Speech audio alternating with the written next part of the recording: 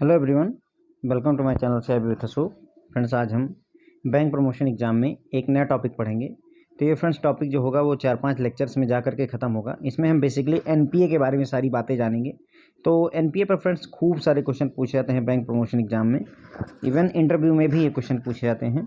तो इस लेक्चर में फ्रेंड्स हम एसेट क्लासिफिकेशन के बारे में जानेंगे कि एसेट क्लासिफिकेशन क्या होता है, एनपीए क्या होता है, उसके बाद इसमें सब standard asset, standard asset, doubtful asset, loss asset किसे कहेंगे, कब कहेंगे, तो इन सारी बातों के बारे में फ्रेंड्स हम यहाँ पर जानेंगे। चलिए फ्रेंड्स शुरू करते हैं।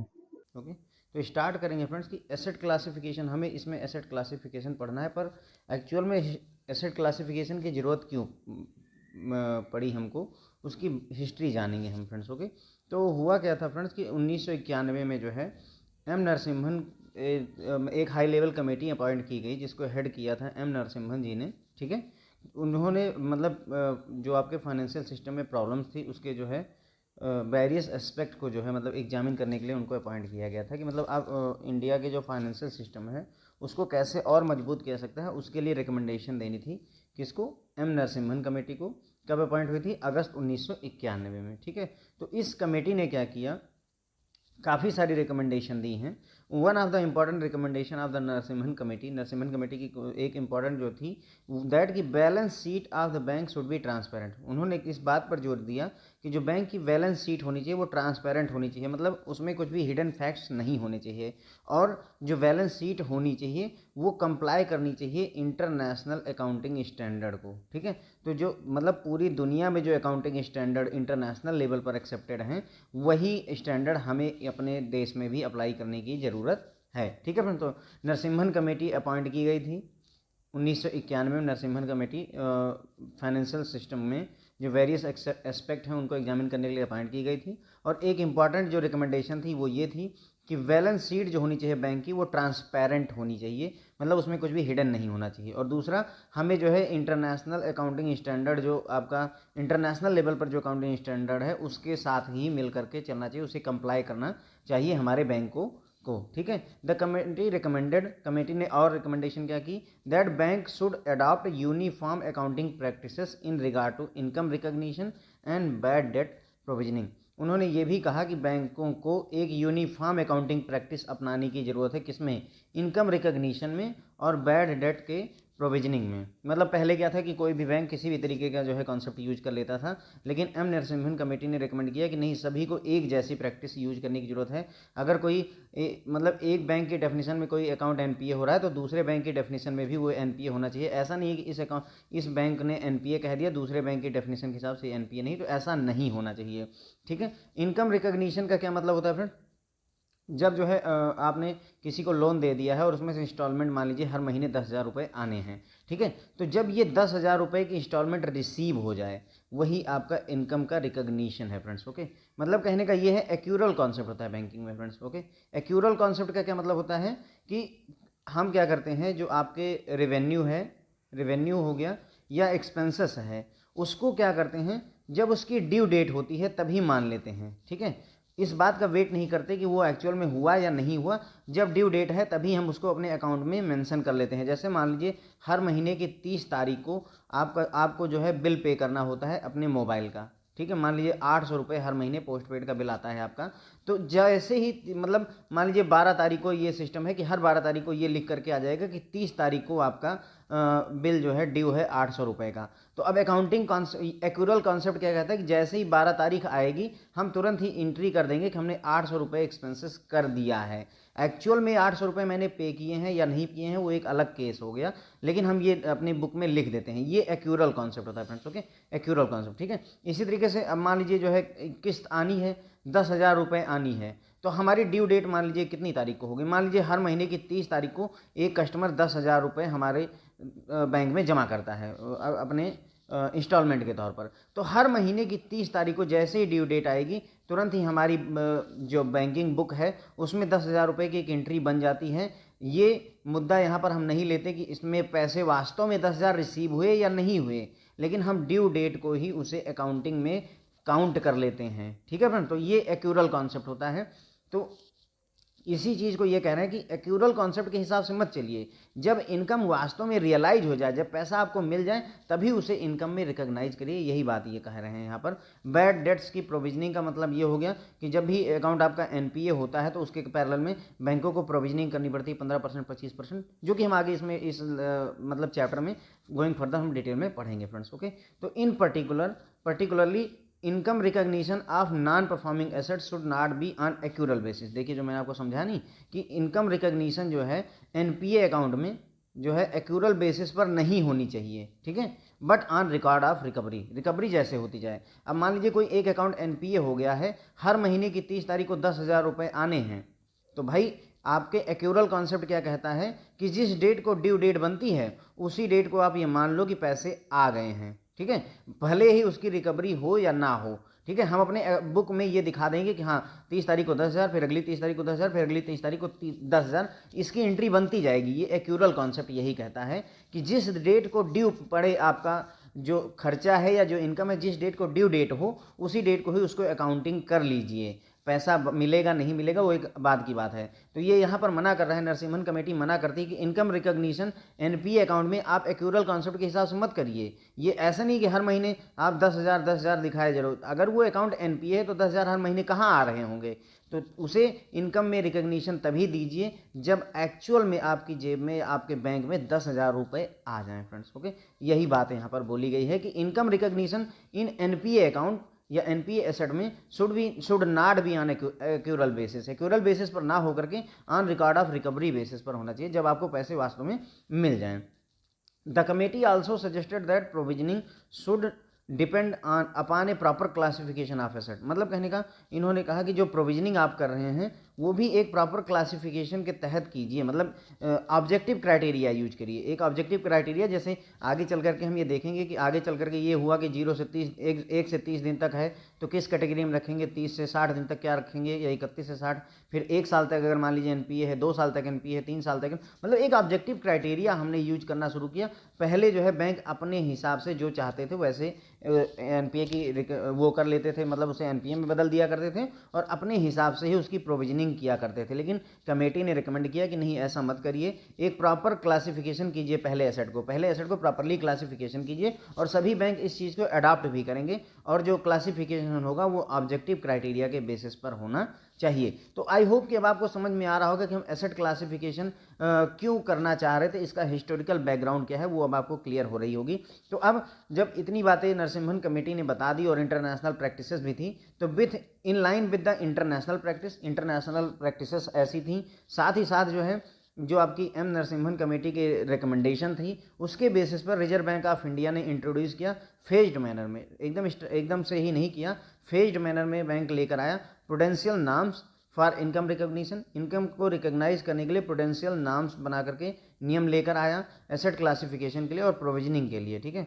तो इन चीज़ों के लिए बैंक जो है गाइडलाइन, आरबीआई गाइडलाइन लेकर आया, किसके लिए, इनकम रिकॉग्निशन के लिए, एसेट क्लासिफिकेशन के लिए और प्रोविजनिंग के लिए जो है आरबीआई जो है गाइडलाइन लेकर आया, ठीक है फ्रेंड। तो आई होप अब आपको क्लियर हो गया होगा कि एसेट क्लासिफिकेशन हम क्यों करना चाहते हैं, क्योंकि इंटरनेशनली ऐसी प्रैक्टिस चली हुई थी और साथ ही साथ एम नरसिम्हन कमेटी ने भी रिकमेंड किया हुआ था कि आपको जो है एक इंटरनेशनल जो अकाउंटिंग स्टैंडर्ड है उसको जो है कंप्लाई करने की ज़रूरत है, ठीक है फ्रेंड। तो हम यहाँ पर समझ गए हैं कि एम नरसिम्हन कमेटी 1991 में बनी थी। उन्होंने रिकमेंड किया था कि जो बैलेंस शीट होनी चाहिए बैंक की वो ट्रांसपेरेंट होनी चाहिए और उसे इंटरनेशनल अकाउंटिंग स्टैंडर्ड के हिसाब से कंप्लाई करना चाहिए, ठीक है। उसके बाद में कमेटी ने यह भी रिकमेंड किया कि जो है हमें यूनिफॉर्म अकाउंटिंग प्रैक्टिस अपनाने की जरूरत है, किसके लिए, इनकम रिकॉग्निशन के लिए और बैड डेट या एनपीए उनकी प्रोविजनिंग के लिए, ठीक है।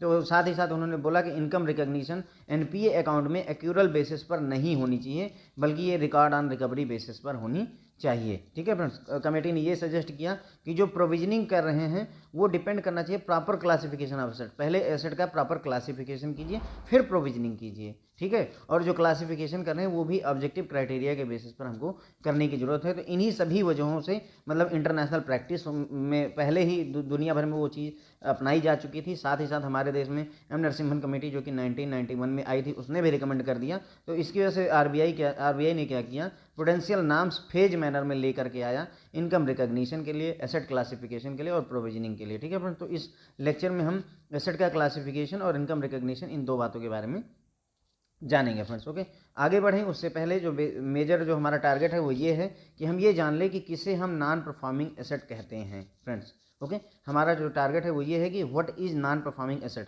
तो फ्रेंड्स, जो एसेट परफॉर्म ना करे वही नॉन परफॉर्मिंग एसेट हो गया। अब कैसे हम जानेंगे कि कौन सा एसेट परफॉर्म नहीं कर रहा है? ठीक है, तो जैसे एक व्यक्ति के दो बच्चे हैं, अब कौन सा इसमें से एनपीए है और कौन सा नहीं एनपीए है वो कैसे डिसाइड करेंगे? जस्ट एन एग्जांपल था फ्रेंड्स ये। ठीक है, तो नॉन परफॉर्मिंग एसेट किसे कहेंगे? वो एसेट जो कि मतलब आपको रिवेन्यू जनरेट करके ना दे, एक तरीके से वही नॉन परफॉर्मिंग एसेट हो जाता है। तो an asset including a leased asset become non performing when it cease to generate income for the bank. तो कोई भी एसेट आपका जब वो बैंक के लिए इनकम जनरेट करना बंद कर देता है तो वही आपका नॉन परफॉर्मिंग एसेट हो जाता है। ये तो जर्नल डेफिनेशन हो गई, लेकिन चूंकि एम नरसिम्हन कमेटी ने कहा था कि नहीं, हमको कायदे से जो है मतलब एक ऑब्जेक्टिव क्राइटेरिया के तहत हमको जो है इसकी क्लासिफिकेशन करने की ज़रूरत है, तो हम आगे बढ़ेंगे और ये देखेंगे कि a non performing asset NPA is a loan or advance where. तो अब क्या होगा फ्रेंड्स, वैसे तो हमें पता है कि अगर 90 दिन तक, हम नॉर्मली क्या जानते हैं कि अगर 90 डेज तक जो है मतलब इंस्टॉलमेंट ना आए तो हम उसे एनपीए कह देते हैं। लेकिन ये इतनी बात तो हमें नॉर्मली पता है, लेकिन ये इतना बोलना ही सफिशिएंट नहीं है कि सिर्फ 90 डेज तक अगर जो है इंस्टॉलमेंट नहीं आती है तो उस अकाउंट को एनपीए कह देंगे। बल्कि कई तरीके, हर तरीके के लोन के लिए अलग अलग क्राइटेरिया है फ्रेंड्स, तो एक एक करके हम पढ़ते हैं। अगर मान लीजिए टर्म लोन है आपका, कौन सा लोन है फ्रेंड्स? टर्म लोन है आपका। तो अगर इसमें इंटरेस्ट या इंस्टॉलमेंट ऑफ प्रिंसिपल, ठीक है, आपका टर्म लोन है मान लीजिए, तो अगर मान लीजिए टर्म लोन है तो उसमें या तो इंटरेस्ट या फिर जो इंस्टॉलमेंट है प्रिंसिपल की वो अगर 90 दिन तक जो है नहीं मिलती है, ओवर ड्यू फॉर 90 डेज रहती है, तो जो है मोर देन 90 डेज, सॉरी 90 दिन से ज़्यादा के लिए ओवर ड्यू रहती है, तो उस टर्म लोन के केस में तो उसे हम एनपीए कहते हैं फ्रेंड्स। ओके, तो अगर कोई लोन टर्म लोन है और उसमें जो इंस्टॉलमेंट आनी थी वो 90 दिन से ज़्यादा, मतलब 90 दिन तक नहीं आई, तब तो उसे हम टर्म एनपीए नहीं कहेंगे। अगर 90 दिन से ज़्यादा तक नहीं आई, मतलब 91 दिन जो है, उसे हम एनपीए कह देते हैं फ्रेंड्स। ओके, अब अगर मान लीजिए सीसी या ओडी अकाउंट है आपका, कैश क्रेडिट और ओवरड्राफ्ट अकाउंट है, तो उस केस में the account remains out of order in respect of CC OD. ठीक है, तो 2-3 कंडीशन है फ्रेंड्स इसमें। अकाउंट जो आपका सीसी ओडी अकाउंट है वो आउट ऑफ ऑर्डर है तो फिर उसे एनपीए कह दीजिए। दूसरा, अभी हम आउट ऑफ ऑर्डर किसे कहेंगे वो डेफिनेशन देख लेंगे। दूसरा, अगर सीसी या ओडी की जो लिमिट है वो रिन्यूड नहीं की गई है, रिव्यूड नहीं की गई है 180 दिन from the due date of renewal, तो भी इसे एनपीए कह दीजिए। ध्यान देंगे हम यहाँ पर कि सीसी और ओडी जो थी उसकी लिमिट को रिन्यू किया जाता है और रिन्यूअल जब ड्यू था उससे 180 दिन के अंदर अंदर में नहीं कर दिया जाता है उसका रिन्यूअल, तो फ्रेंड्स उसे एनपीए कह दीजिए। ठीक है, ये क्लियर हो गया। तीसरी शर्त ये है कि मान लीजिए अगर स्टॉक स्टेटमेंट है जिसे कस्टमर बैंक में सबमिट करता है, स्टॉक स्टेटमेंट, अगर मान लीजिए वो 3 महीने पुराना है तो उसे इरेगुलर अकाउंट कहेंगे। और अगर 6 महीने पुराना अकाउंट स्टेटमेंट है या कोई फ्रेश अकाउंट स्टेटमेंट रिसीव नहीं हुआ है पिछले 6 महीने में, तो उसे एनपीए कह देंगे फ्रेंड्स। ओके, तो सीसी और ओडी में तीन तरीके से हम, या तो अकाउंट आउट ऑफ ऑर्डर है, या तो जो है जो लिमिट है उसे 180 दिन के अंदर में रिन्यू नहीं किया गया, ड्यू डेट से 180 दिन के अंदर में रिन्यू नहीं किया गया, या फिर जो है स्टॉक स्टेटमेंट जमा करना था लेकिन कस्टमर ने जमा नहीं किया, 3 महीने से पुराना, अगर 3 महीने पुराना आपका अकाउंट स्टेटमेंट है तो उसे इरेगुलर अकाउंट कह दीजिए। अगर 6 महीने पुराना जो है अकाउंट स्टेटमेंट है या अकाउंट स्टेटमेंट पिछले 6 महीने में कस्टमर ने दिया नहीं है, तब उसे एनपीए कह दीजिए फ्रेंड्स। ओके, अब यहाँ पर सिर्फ एक ही बात रह जाती है, वो ये है कि आउट ऑफ ऑर्डर अकाउंट किसे कहते हैं। तो देख लीजिए आउट ऑफ ऑर्डर का क्या मतलब होता है, किस अकाउंट को हम आउट ऑफ ऑर्डर कहेंगे। तो an account should be treated out of order if the outstanding balance is more than sanction limit or drawing power for more than 90 days. ठीक है, तो अब मान लीजिए आपके पास में कोई ओडी अकाउंट है, कस्टमर मतलब स्टाफ की ओडी होती है, मान लीजिए आपकी 3 लाख रुपए की ओडी है। अब उसमें जो आपने जो विड्रॉल किया, मान लीजिए 3 लाख रुपए पूरे निकाल दिए, उस पर इंटरेस्ट भी लगा। अब इसमें जो आपका वो हो गया 3,03,000 रुपये जो है आउटस्टैंडिंग खड़ा हो गया, जबकि आपकी जो ड्राइंग पावर है या सैंक्शनड लिमिट है वो सिर्फ 3 ही लाख रुपए की है। अब ये 3,03,000 रुपये जो एक्स्ट्रा हो गए फ्रेंड्स, अगर ये 90 दिन से ज़्यादा तक इसी स्टेटस में बने रहते हैं कि वो आपकी जो ड्राइंग पावर है या सैंक्शन लिमिट उससे ज़्यादा ये बना रहता है, यही बैलेंस उसमें बना रहता है 90 दिन से ज़्यादा, तो फ्रेंड्स उसे हम आउट ऑफ ऑर्डर अकाउंट कह देते हैं। ठीक है फ्रेंड्स, या देयर इज नो क्रेडिट, कोई क्रेडिट ही अवेलेबल नहीं है, या क्रेडिट अवेलेबल है लेकिन वो पर्याप्त नहीं है इंटरेस्ट की रिकवरी के लिए। ठीक है, मान लीजिए आपके 3 लाख की ओडी है और उसमें हर महीने 2,000 रुपये का आपको इंटरेस्ट लगता है और आपके अकाउंट में अभी सिर्फ 1,000 रुपये ही हैं, ओडी के अकाउंट में सिर्फ 1,000 रुपये हैं, तो क्रेडिट तो है पर इतना पर्याप्त नहीं है कि आप 2,000 रुपये का जो इंटरेस्ट है उससे रिकवर कर पाओ, तो उसे भी हम जो है क्या कह देंगे फ्रेंड्स, वो आपका आउट ऑफ ऑर्डर अकाउंट कह देते हैं। ठीक है फ्रेंड्स, तो आउट ऑफ ऑर्डर अकाउंट किसे कहेंगे, जिसमें जो बैलेंस है वो ड्राइंग पावर या सैंक्शन लिमिट से ज़्यादा है 90 दिनों तक, या अकाउंट में कोई क्रेडिट ही नहीं है, या क्रेडिट है लेकिन वो सफिशिएंट नहीं इंटरेस्ट को रिकवर करने के लिए, तो उस अकाउंट को आउट ऑफ ऑर्डर अकाउंट कह देते हैं फ्रेंड्स। ओके, तो आई होप अब आपको क्लियर हो गया होगा कि सीसी और ओडी के अकाउंट को आउट ऑफ ऑर्डर स्टेटस में है तो फिर उसे हम एनपीए कह देंगे।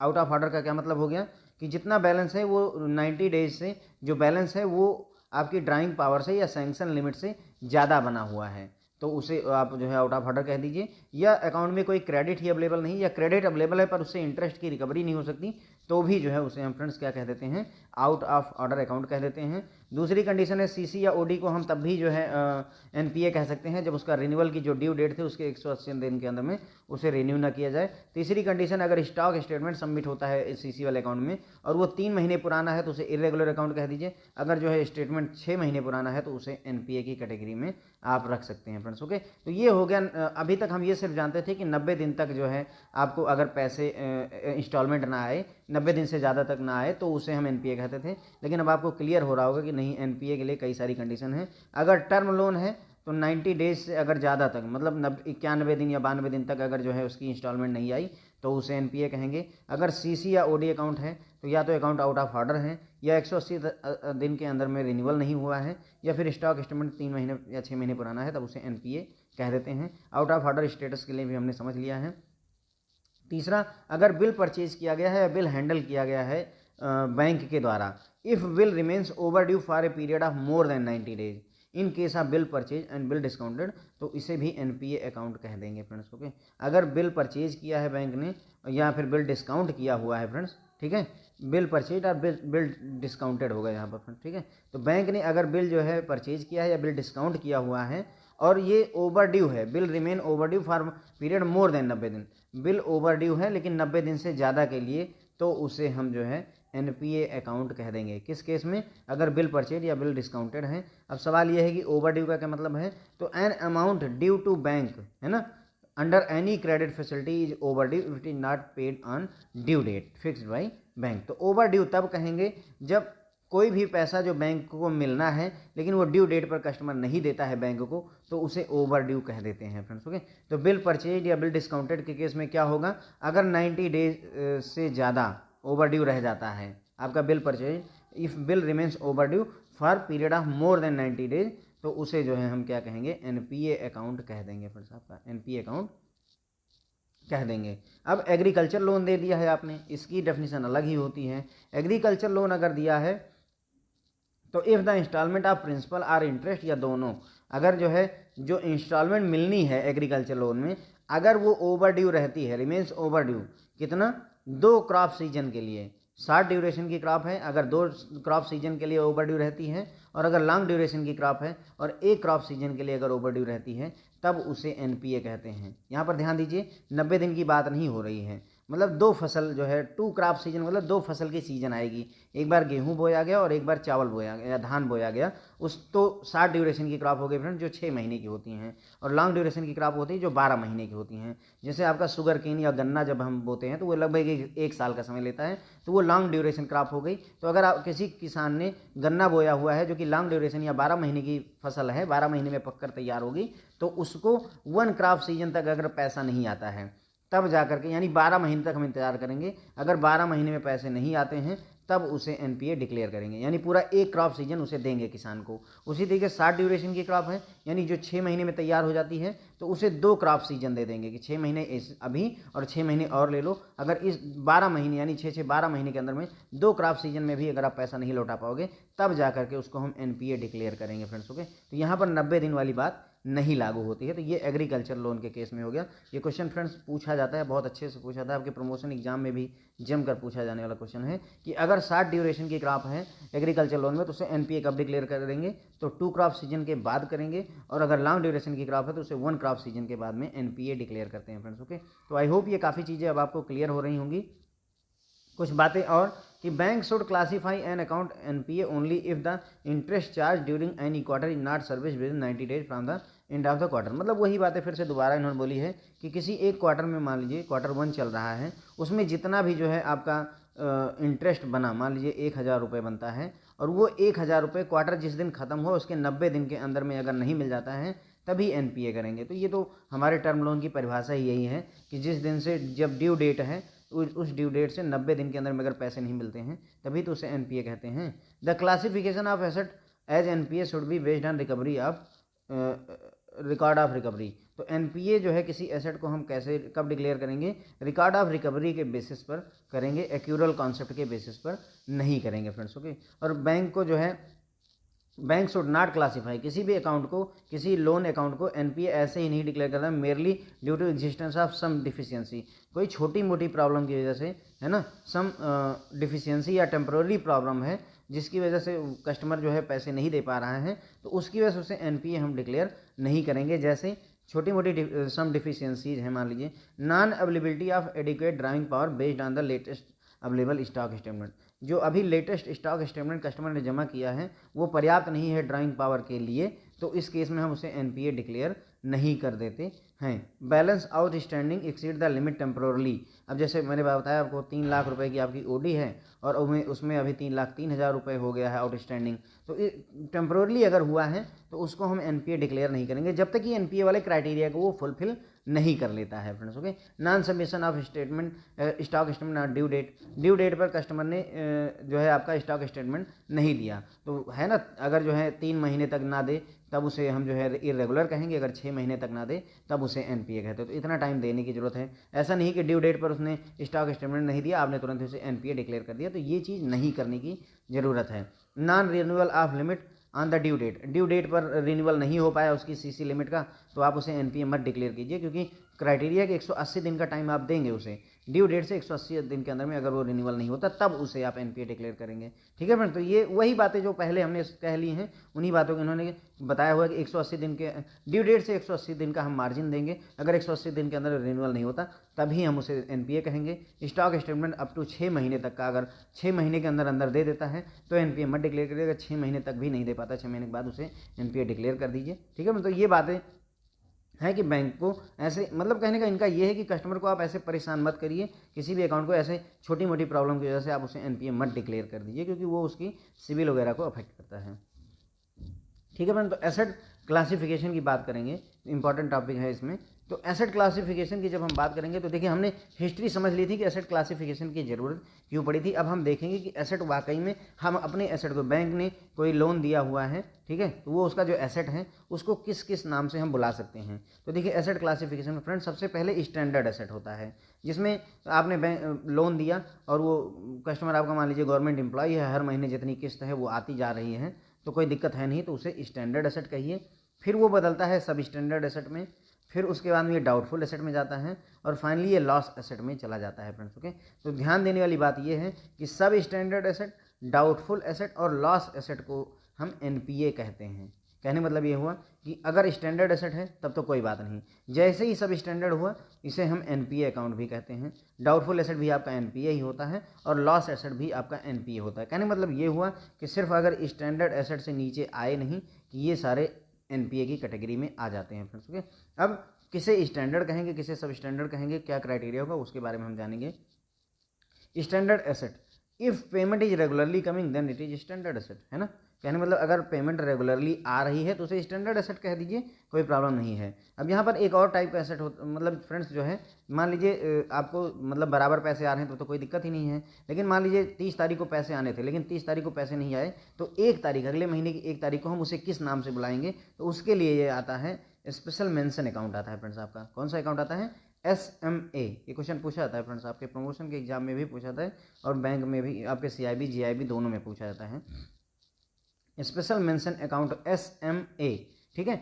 SMA क्या होता है? ये irregular standard accounts are called SMA account, ठीक है। मतलब कहने का, ध्यान देंगे हम यहाँ पर, स्टैंडर्ड अकाउंट है लेकिन इरेगुलर है। मतलब कहने का भाई स्टैंडर्ड अकाउंट कौन से होते हैं? जिसमें किस्तें बराबर आ रही हैं, तो इसका मतलब ये हुआ कि ये स्टैंडर्ड अकाउंट है। स्पेशल मेंशन अकाउंट कैसे अकाउंट होते हैं? स्टैंडर्ड अकाउंट होते हैं लेकिन इरेगुलर होते हैं। इरेगुलर मतलब अब किस्तें आने में थोड़ी प्रॉब्लम होनी शुरू हो गई है। पहले रेगुलर आती थी तो रेगुलर थे, तब तो स्टैंडर्ड ही कहला रहे थे, लेकिन अब चूंकि किस्त आने में थोड़ी प्रॉब्लम हो रही, इसलिए इन्हें इरेगुलर स्टैंडर्ड अकाउंट कहते हैं SMA। अब SMA में भी 3 कैटेगरी होती है फ्रेंड्स आपकी, SMA 0, SMA 1, SMA 2।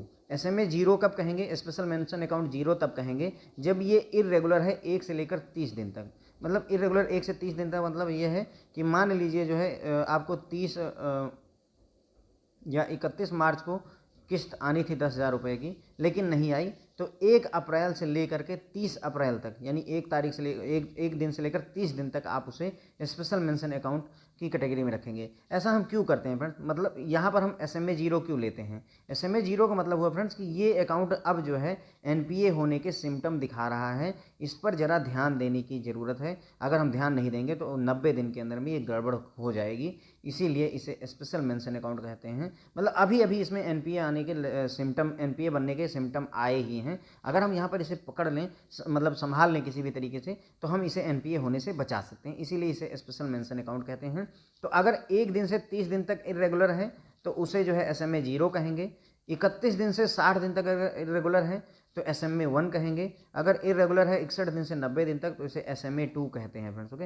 यानी अगर हम देखें तो एक महीने की बात हो रही है, 1 दिन से 30 दिन तक, अगले अब 30 दिन के बाद 31 दिन से लेकर 60 दिन तक, और 61 दिन से लेकर 90 दिन तक अगर रहता है तो उसे ये SMA 0 हो गया, ये SMA 1 हो गया, ये आपका SMA 2 हो गया। और जैसे ही 91वां दिन आता है फ्रेंड्स, है ना, वैसे ही ये अकाउंट NPA में कन्वर्ट हो जाएगा फ्रेंड्स, ओके। तो आई होप ये आपको क्लियर हो गया।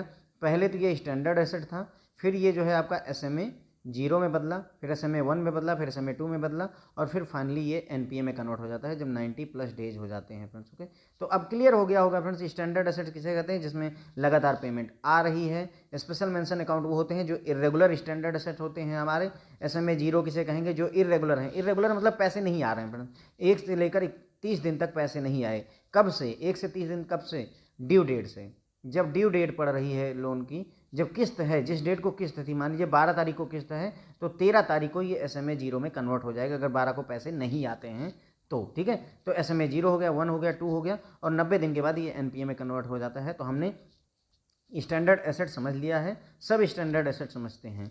ऑन बिकमिंग NPA, अब मैंने आपको बताया नहीं कि SMA 2 के बाद में जैसे ही 91वां दिन लगेगा, कौन सा दिन? 91th डे, है ना, 91th डे, 91वां दिन लगा, तुरंत ही ये NPA में कन्वर्ट हो गया। तो on becoming NPA account is classified as substandard account, ठीक है। तो जैसे ही ये NPA में बदला, SMA 2 से हटा और NPA में बदला, तुरंत ही NPA में बदला नहीं कि उसे सब स्टैंडर्ड एसेट कह दीजिए। मतलब कहने का, जब किस्तें बराबर आ रही थी तो स्टैंडर्ड एसेट था, लेकिन अब जैसे ही किस्तें आनी बंद हुई, यानी 90 दिन से ज़्यादा हुआ, कि तुरंत ही इसे जो है सब स्टैंडर्ड एसेट हम कह देते हैं, ठीक है फ्रेंड्स। तो सब स्टैंडर्ड एसेट कैसे कहते हैं? जैसे ही NPA अकाउंट बनता है, ठीक है, on becoming account NPA, it is classified as substandard asset. Clear रखिएगा अपने आप को। और ये 12 महीने तक हम इसे ऐसे ही रखते हैं। मतलब कहने का कि जैसे 1 से लेकर 30 दिन तक, फिर 31 से लेकर 60 दिन तक, फिर 60 से लेकर 90 दिन तक। अब ये 91 दिन से लेकर के 91 दिन से शुरू करिए और फिर 1 साल तक, 1 ईयर, 91 दिन से शुरू करिएगा और 1 साल तक जब रखेंगे, ये पूरा टाइम पीरियड जो होगा वो आपका फ्रेंड्स जो है क्या कहलाएगा? सब स्टैंडर्ड एसेट कहलाएगा। ध्यान देंगे उसमें ये 90 दिन मत काउंट कीजिएगा, जो 1 साल होगा वो 91 दिन प्लस 365 दिन और लेंगे हम यहाँ पर, 366 दिन जो भी हो उसे और लेंगे। समझ लीजिए, जो मैं कन्फ्यूजन यहाँ पर आपका क्लियर करने की कोशिश कर रहा हूँ फ्रेंड्स। ओके, तो इसी को बुक की लैंग्वेज में, with effect from 31 March 2005 a substandard asset would be one which has remained NPA for a period less than or equal to 12 month. तो कोई अकाउंट जो कि एनपीए रहा है 12 महीने या उससे कम के लिए, उससे ही हम सब स्टैंडर्ड एसेट कहते हैं। ठीक है फ्रेंड्स, अब आगे बढ़ेंगे। डाउटफुल एसेट किसे कहेंगे? इफ़ एनपीए आर सब स्टैंडर्ड फॉर मोर देन 12 महीने। अब एक मतलब कहने का, पहले आया आपका 1 से 30 दिन तक SMA 0, 31 से लेकर 60 दिन तक आपका SMA 1, फिर 60 से लेकर के 90 दिन तक आया आपका SMA 2। फिर आपकी बात आई कि अब 91 दिन से लेकर के प्लस अगले 1 साल तक 365 दिन तक जो है ये आपका बना रहा क्या? सब स्टैंडर्ड एसेट। और अब अगर ये सब स्टैंडर्ड कंटिन्यू कर जाए, 1 साल से भी ज़्यादा कंटिन्यू कर जाए, तो उसे डाउटफुल एसेट कहते हैं फ्रेंड्स। ओके, मतलब कहने का सब स्टैंडर्ड तो 1 साल तक था, 1 ईयर तक हमने एनपीए की डेट से 1 साल तक हम उसे सब स्टैंडर्ड मानते रहे। अब 1 साल भी बीत गया, उससे ज़्यादा टाइम हो गया, तो फ्रेंड्स उसे हम डाउटफुल एसेट कह देते हैं। मतलब कहने का अब हमें डाउट हो गया कि पैसा मिलेगा भी या नहीं मिलेगा। मतलब कहने का सब स्टैंडर्ड जब तक था तब तक उम्मीद थी कि पैसा मिल सकता है, लेकिन अब बैंक के मन में डाउट बन रहा है कि अभी पता नहीं पैसा लौट भी पाएगा कि नहीं लौट पाएगा, क्योंकि इसको सब स्टैंडर्ड बने हुए 1 साल से ज़्यादा हो चुका है इसलिए।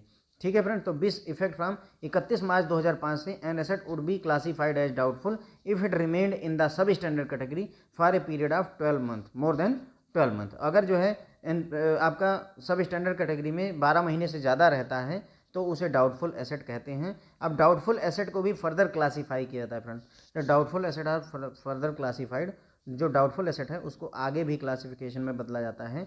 क्या है? Doubtful 1, doubtful 2, doubtful 3। डाउटफुल 1 को D1, डाउटफुल 2 को D2, डाउटफुल 3 को D3 भी कहते हैं। डाउटफुल 1 क्या है? If doubtful up to 1 year. ध्यान देंगे, जब डाउटफुल बना है तब से लेकर के 1 साल तक अगर है डाउटफुल तो डाउटफुल 1 कहलाएगा। अगर डाउटफुल है 1 साल से ज़्यादा हो गया, डाउटफुल बने हुए 1 साल से ज़्यादा हो गया और 3 साल तक, तो उसे डाउटफुल 2 कह दीजिए। अगर 3 साल से भी ज़्यादा हो गए हैं उसको डाउटफुल बने हुए, डाउटफुल हुए तो उसे जो है डाउटफुल 3 कह देते हैं फ्रेंड्स। ओके, आई होप ये आपको क्लियर हो गया होगा। तो उसके बाद में सबसे लास्ट में आता है लॉस एसेट। एक बार देख लीजिए फिर से, 1 से लेकर 30 दिन तक क्या कहेंगे फ्रेंड्स? SMA 0। 31 से लेकर के 60 तक हम क्या कहेंगे? SMA 1। 61 से लेकर के 90 तक हम क्या कहेंगे? SMA 2। अब जब 91वां दिन आया यानी NPA कहला गया, ये NPA या सब स्टैंडर्ड कहला गया। अब ये 1 साल तक, अगले 1 साल तक 91 दिन से लेकर अगले 365 दिन तक ये NPA या सब स्टैंडर्ड कहलाएगा। अब 1 साल ये भी बीत गया, मान लीजिए 1 साल ये भी बीत गया, इसको सब स्टैंडर्ड रहते हुए उससे भी ज़्यादा टाइम हो गया, तो अब ये डाउटफुल में बदल जाएगा। डाउटफुल में बदल जाएगा और डाउटफुल में भी ये अगले 3 साल तक के लिए मौका होता है। अगर 1 साल तक डाउटफुल रहा, मतलब सब स्टैंड, पहले 90 दिन तक तो ये SMA में रहा, फिर ये सब स्टैंडर्ड में बदला और 1 साल तक सब स्टैंडर्ड रहा, उसके बाद में फिर डाउटफुल में बदला और 1 साल तक अगर डाउटफुल फर्दर रहा, मतलब कहने का अगर हम देखें तो 90 दिन तो आपके उधर निकल गए प्लस 1 साल पूरे इसके सब स्टैंडर्ड में निकल गए। अब 1 साल जो जुड़ रहा है ये 1 साल डाउटफुल वाले पूरे होते हैं। अगर 1 साल तक डाउटफुल यहाँ पर रहा तो डाउटफुल 1 कहिए। अगर ये 1 साल से लेकर के 3 साल तक, मतलब 1 साल से भी ज़्यादा हुआ, 3 साल तक हुआ, तो इसे डाउटफुल 2 कह दीजिए। और अगर 3 साल से भी ज़्यादा डाउटफुल रहा तो इसे डाउटफुल 3 कह देते हैं फ्रेंड्स। आई होप ये आपको क्लियर हो रहा होगा। लॉस एसेट किसे कहेंगे फ्रेंड्स? तो देखिए, लॉस एसेट वो अकाउंट होता है जिसमें मनी की रिकवरी नहीं की जा सकती है। ठीक है, अब सवाल ये है कि क्या हम यहाँ तक वेट करेंगे, डाउटफुल 3 तक हम वेट करेंगे ये कहने के लिए कि मतलब 3 साल से भी जब डाउटफुल ज़्यादा हो गया तो इसके बाद में हम इसे लॉस एसेट कहेंगे? तो ऐसा नहीं है फ्रेंड्स। लॉस एसेट कभी भी कहा जा सकता है, ध्यान देंगे हम यहाँ पर कि लॉस एसेट कभी भी कहा जा सकता है that account in which money can not be recover, जिसमें पैसे की रिकवरी नहीं हो सकती फ्रेंड्स, उसे लॉस एसेट कहते हैं। अब सवाल ये है कि हम ये कैसे पता करेंगे कि इस अकाउंट में रिकवरी हो पाएगी या नहीं हो पाएगी? भाई मैं लॉस एसेट कैसे बोल दूँ? जैसे यहाँ पर तो था कि हाँ डाउटफुल 3 कहना है, तो हाँ ठीक है, मैंने देख लिया कि हाँ अगले पिछले 1 साल से ये सब स्टैंडर्ड में था और अब 3 साल बीत गए इसको डाउटफुल रहते हुए, तो इसका मतलब ये आपका डाउटफुल 3 की कैटेगरी में आ रहा है, ठीक है। पर क्या ऐसी क्राइटेरिया लॉस एसेट के लिए है? तो नहीं है फ्रेंड। बस तो ये कौन डिसाइड करेगा कि इसमें पैसे रिकवर नहीं हो सकते? तो ये चीज़ डिसाइड करता है आपका, ये आइडेंटिफाई कर दिया जाता है बैंक के इंटरनल या एक्सटर्नल ऑडिटर द्वारा या आरबीआई के इंस्पेक्शन द्वारा, ठीक है, कि इसमें जो पैसा है वो रिकवर नहीं हो सकता। तो ब्रांच मैनेजर को ऐसा लग जाए या ऑडिटर जो इंटरनल ऑडिटर या एक्सटर्नल ऑडिटर है उनको ऐसा लग जाए या आरबीआई इंस्पेक्शन को ऐसा लग जाए कि अब इस पैसे से रिकवरी, इस लोन अकाउंट में कोई रिकवरी की संभावना नहीं है, तो फ्रेंड्स उसे हम लॉस एसेट कह देते हैं। आई होप ये क्लियर हो गया होगा। अब आएंगे अगला टॉपिक उठाएंगे फ्रेंड्स, इनकम रिकग्निशन की बात करेंगे। मेन जो यहाँ पर टॉपिक था हमारा कि इनकम को रिकग्नाइज कैसे करना है, तो वही है एक्यूरल कॉन्सेप्ट वाली जो बात मैंने बताई थी। The policy of income recognition has to be objective and based on record of recovery. तो जो पॉलिसी इनकम रिकग्निशन की जो पॉलिसी होनी चाहिए वो ऑब्जेक्टिव टाइप की होनी चाहिए और रिकॉर्ड ऑफ रिकवरी के बेसिस पर होनी चाहिए। Internationally income from non performing asset is not recognised on accrual basis. देखिए इंटरनेशनल लेवल पर जो दुनिया भर में जो एनपीए से जो इनकम होती है, the income from non performing asset is not recognised on accrual basis. Accrual basis पर रिकग्नाइज नहीं की जाती है कि जब ड्यू डेट आई उसी डेट पर ही अकाउंटिंग नहीं की जाती है, ठीक है, बल्कि बेस्ड ऑन एक्चुअल अमाउंट कितना रिसीव हुआ है। It is booked as income only when. तो इस एनपीए से जो इनकम आएगी उसको हम तभी इनकम मानेंगे जब ये एक्चुअली रिसीव हो जाती है, ठीक है friend. Therefore bank should not charge and take to income account interest on any NPA. तो इसलिए यहाँ पर मना किया जाता है कि जो इंटरेस्ट बन रहा है एनपीए अकाउंट पर उसको आप अपने इनकम अकाउंट में मत ले जाइए। ध्यान देंगे हम यहाँ पर कि उस बैंक जो है, कोई bank should not charge and take to income account interest on any NPA. किसी एनपीए पर जो इंटरेस्ट बन रहा है उसको इनकम अकाउंट में मत ले जाइए, क्योंकि जब तक एक्चुअल में रिसीव नहीं होगा तब तक उसको इनकम अकाउंट में ले जाने का कोई मतलब नहीं है, ये ऐसा कह रहे हैं, ठीक है friends. How ever interest on advances against term deposit, मतलब मान लीजिए आपने लोन दिया हो एफडी के अगेंस्ट, एनएससी, किसान विकास पत्र या लाइफ इंश्योरेंस के अगेंस्ट, तो इसमें जो पैसा है, इसमें जो आपकी इंटरेस्ट बनेगा, जो इंटरेस्ट इसमें बनेगा may be taken into income account on due date. इसमें ड्यू डेट पर आप इसे जो है किसमें ले जा सकते हैं, अपने इनकम अकाउंट में ले जा सकते हैं, बशर्ते कि जो है provided adequate margin is available in the account. मतलब कि मार्जिन अवेलेबल है अकाउंट में। मतलब कहने के मान लीजिए 10 लाख रुपए की एफडी है, उसके अगेंस्ट में मान लीजिए किसी कस्टमर ने 5 लाख रुपए का लोन लिया है। अब ये एनपीए हो चुका है, मान लीजिए पैसे नहीं लौट रहे हैं, लेकिन चूंकि 5 ही लाख रुपए का लोन है और 10 लाख रुपए की एफडी है, तो हमारे पास पर्याप्त पैसा भी एफडी में पड़ा हुआ है। इसलिए हम ड्यू डेट पर